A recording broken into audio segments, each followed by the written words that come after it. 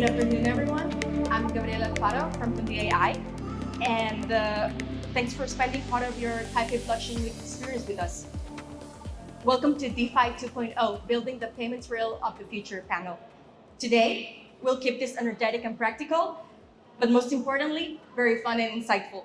Just FYI, the opinions from all the panelists are just their own speakers' own opinions, and nothing here is financial advice. So to start, let's go with some brief introductions. We have here Ethan Yang, co-founder of Ocean Finance. Thank you for being here. And we also have Cristian, co-founder, CEO of Liquid Loans, affectionately known across the community as CC or Crypto Crazy. We have Ran E, co-founder of Orderly Networks, a cloud liquidity infrastructure aiming to revolutionize trading with a permissionless omni-chain liquidity layer. So thank you guys. I'm definitely honored to be sharing the stage with all of you.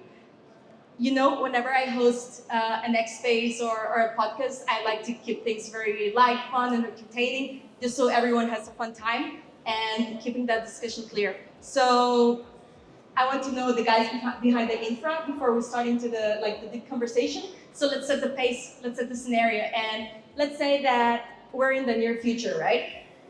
So imagine that we're in the near future, and in one sentence, I want you guys to narrate each a real checkout powered by DeFi Rails. Tell us where the user is, what they do, what they buy, and what they do not have to do. What would be, like the utopia of payment? Let's start. Yes. Okay, well, Christian, look, I think for me, one thing that we need to be very aware of, that we may not be aware of, is there's a hell of a lot of this happening now. And interestingly, a little country like Cambodia actually has this happening, even though it's a permissioned blockchain. Very small merchants can receive payment either through a QR code predominantly or through tapping. So the question, I think it will be a very small merchant with not a lot of money that's just receiving a payment. It just happens to be a crypto payment. Right, and what's the payment problem you are all currently obsessed with solving right now? In your opinion, what's the problem we have to tackle now? How about Ethan? We start with you. Yeah, with a lot of people talking about PayFi and the buy now pay later at the moment, but I think the issue is that if you want to actually have to achieve that buy now pay later, the payment instrument, the token need to be yield bearing. But the fact is that usually the token is designed at yield bearing because of some security and some regulation constraints, right? So usually people have to stake that token to earn the yield, and when you stake, then the token is staked, you cannot use that in the payment, right? So I think it needs some deregulation or some future other new design to make the stake token being able to use in the payment. Otherwise, it's very difficult to achieve the so-called buy now pay later. Right, Randy, you want to add anything to? So we're actually not in the payments side of things, but we're like a DEX, perpetuals, omni-chain, 130 billion traded since inception. And as our users amass capital and deposits for their trading purposes, we created vaults where they're earning yields from trading. And as this happens, the desire for payments do arise, as they want to spend what's in their vaults. I mean, these are kind of just the deposits, stables, and it gets a pretty decent yield, and they'll want to spend out of that, right? So that's kind of the need that we're trying to tackle now regarding payments, whether it's like a card. I think that's something that's pretty interesting to users. I think there's also, if I can just add to that, I believe one of the biggest challenges that we face in crypto in general is the notion that you have to sell to extract value. So my view is you don't, and why wouldn't you? So for example, why would you sell Bitcoin to buy a car? Well, if you did, potentially you did that, say 5 years ago, you'd be feeling pretty sick right now. So I think one of the things that has to change, and so whilst it's not a payment issue, it's an important issue that needs to be addressed, and that is you do not need to sell to extract value. And so how do you achieve it? You borrow against the asset. So the asset that you have, you borrow against it, and that's what you use to pay for things. And I think we'll see more of that now.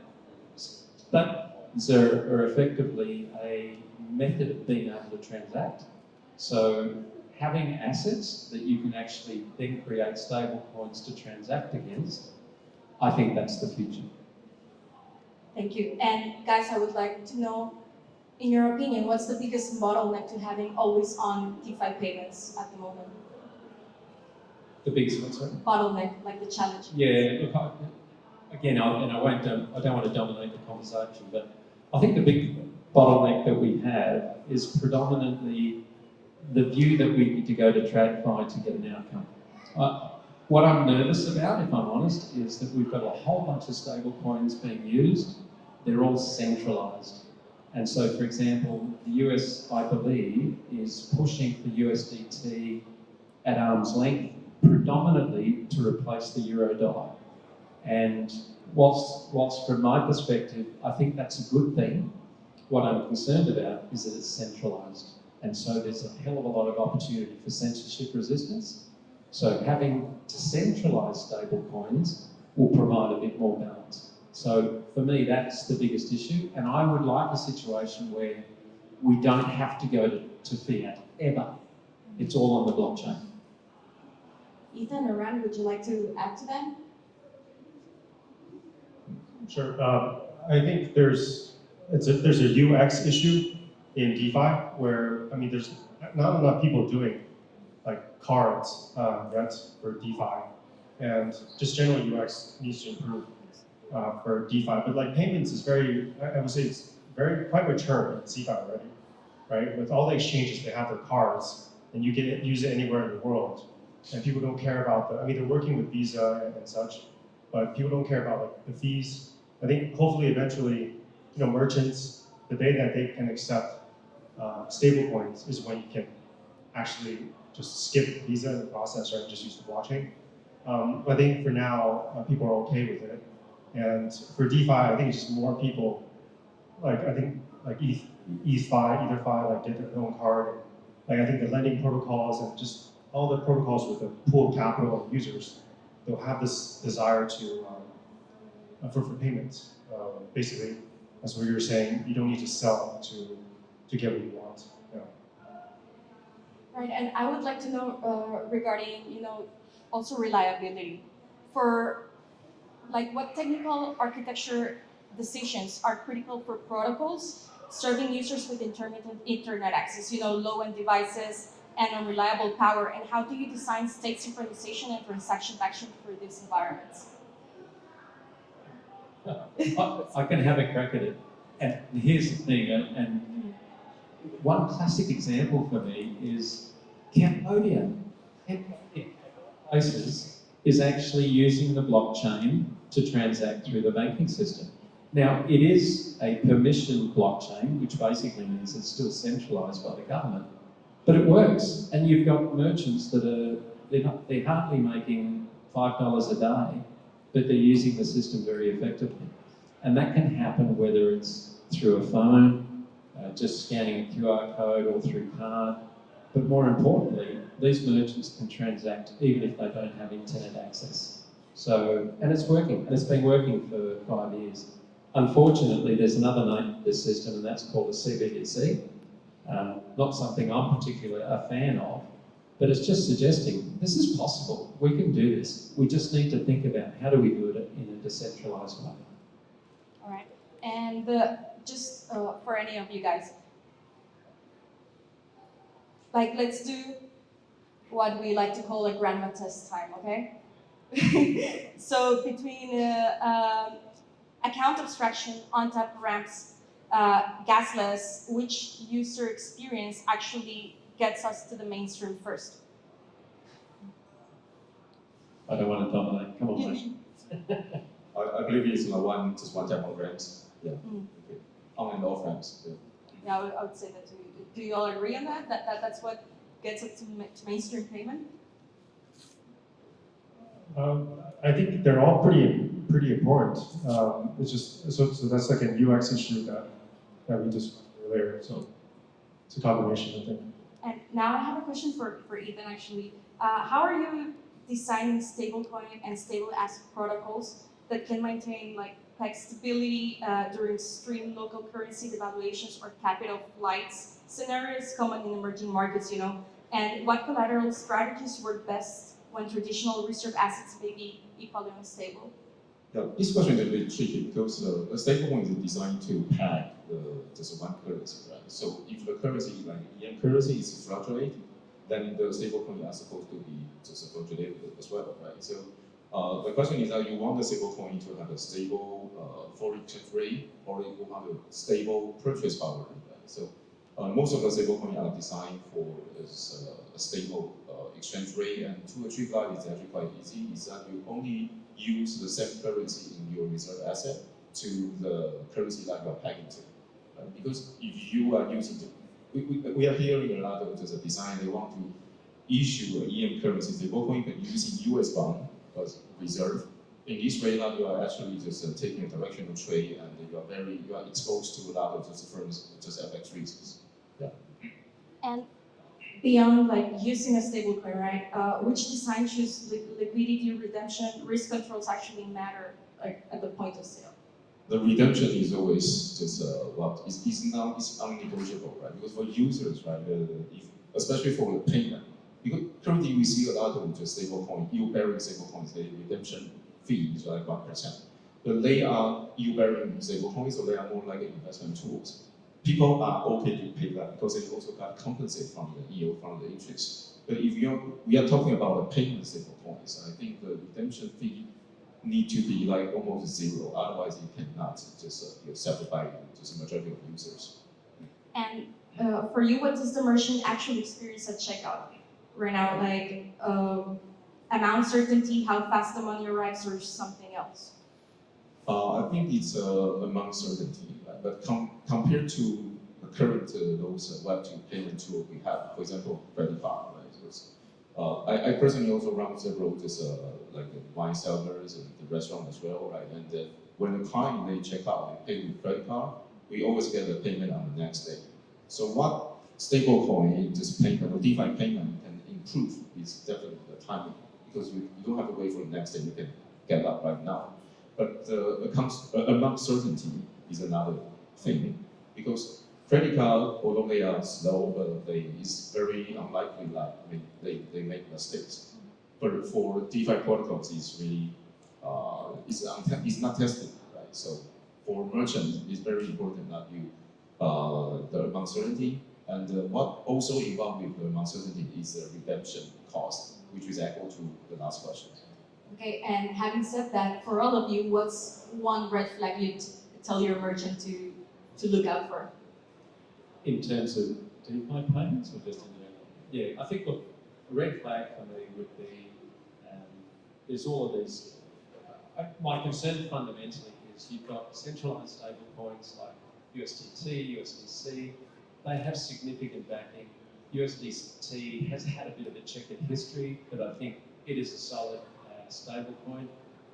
I think the issue will be there will be a lot of masquerading DeFi type stable coins where protocols actually have admin keys, or potentially they haven't locked up their code. So that's what I'm concerned about, is you want to make sure that if you're using a stable coin like a decentralized one, that there is no opportunity for that to happen. So you have to rely on what's going on. And the only way you can do that is checking the audited codes, making sure that they are truly immutable contracts, and that you're not going to be subject to potentially somebody stealing funds, basically. And the next question is for you as well, building on that, right? Where do decentralized options like USDL add resilience, neutrality, and open access at checkout? Yeah, I think, so what will happen, my view is that it's no different to, say, Apple Pay. So you'll go and you'll use your phone and you'll have an option. So what are you using? You're using a credit card, you're using USDT, USDC, and one of those options will be USDL. And so for us, that's the easy answer.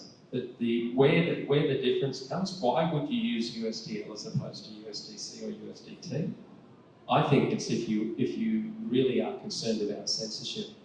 So one of the challenges for a lot of countries at the moment is capital controls. They don't want capital exiting the country. Now, with the proliferation of USDC and USDT, that's going to happen more and more. So the thought is, how do we manage that? How do we avoid that?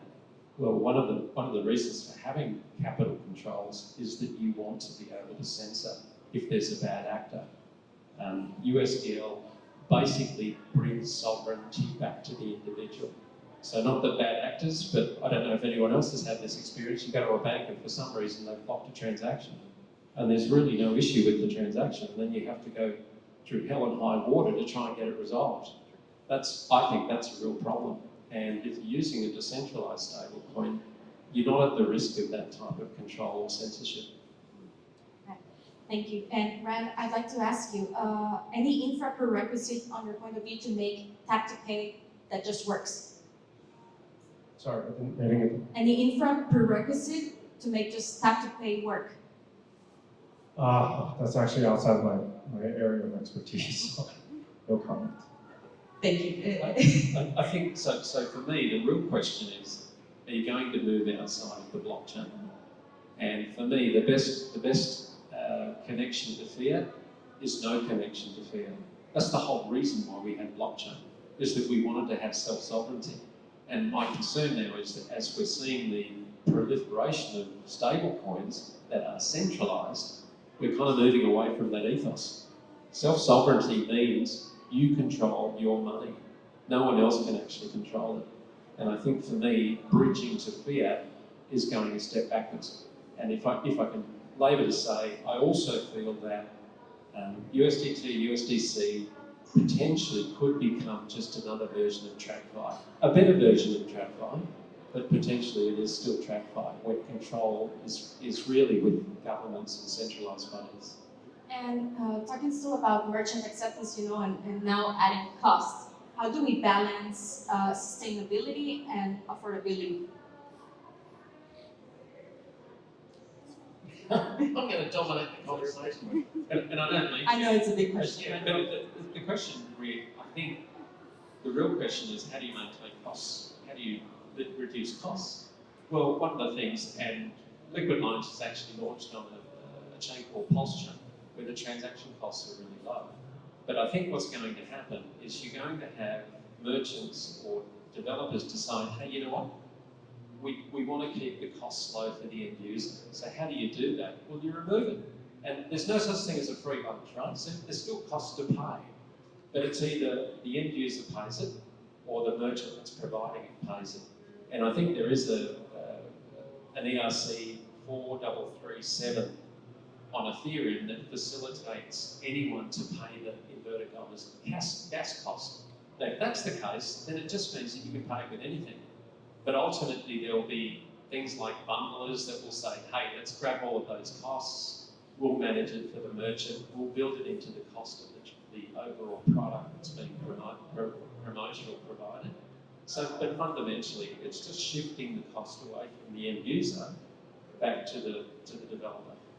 And What we see in the Web2 like credit card payments, the development trail is that at the beginning is a protocol based, which is a credit card issuing company. The banks they just take over they suffer the cost and then to push for adoption rate. But from just when the adoption rate increases, at the end you will all move to the merchants. And I want to know, for example, here in Asia, how are Asian founders adapting Western DeFi primitives to local financial behavior and social structures and trust patterns, Another big question. I would say that in Asia, different to the Western society, it's the founder facing quite different environment, right? The turnover is very high and there's low capital and also poor liquidity versus a lot of like the US, those rich DeFi this environment. So what you need to build is what you need to do is that you have to build just with your community, and you have to build some like you make margin loan with some like a region or with some big whales. Like otherwise, you very difficult to attract just liquidity in users. As we're running out of time and the big questions as well, Let's see. I would like to know your 12-month prediction, the next everyday payment that quietly goes on chain. How about we start with Ren? 12 months, I think it'll really be driven by, very bullish on the AI side. For us, that's in terms of trading, but also payments. I think agentic, like payment through agents, that could be a thing within 12 months. Also on the trading side, and then the rails are just going to be on the blockchain idea. I mean, I don't think the centralized stables coins are going to go away anytime soon. But yeah, so you have guys like Athena and others hopefully be more decentralized. USDO. I would say that we are seeing a lot of just new stable coins coming, and a lot of them are not US dollar, it's a local currency, and which will just hugely just help to increase the DeFi payment in use. Thank you. Well, guys, please help me join in thanking our panel, and thank you all for being here. If you guys want to connect, you can catch us up later after we. Thank you so much. Thank you. Thank you. Thank you.